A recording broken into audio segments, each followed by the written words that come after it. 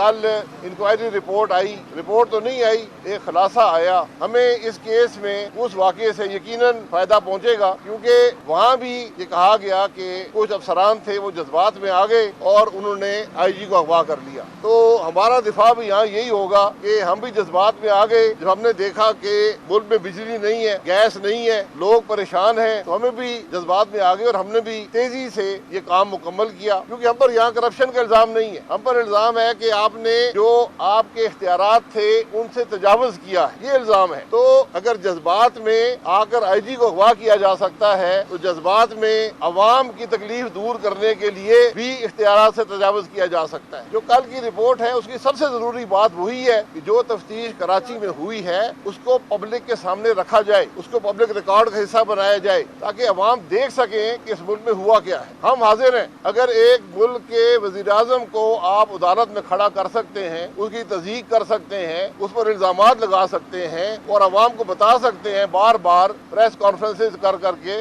और इल्जामात लगा के अखबारों में बयान दे के TV पर आके वफाकी वज़रा की लाइन बता सकती है, तो ये भी जरूरी है कि अवाम को पता हो कि कराची में जो IG का अगवा का वाक़या हुआ उसके हक़ाइक़ क्या हैं। ये पब्लिक डिबेट का हिस्सा होने चाहिए, ये रिपोर्ट पब्लिक होनी चाहिए, वरना हमेशा इबहाम रहेगा। जिस तरह आज तक लियाकत अली खान साहब के कत्ल का नहीं पता चल सका, तो ये भी उसी किस्म का एक वाक़या पाकिस्तान की तारीख में होगा।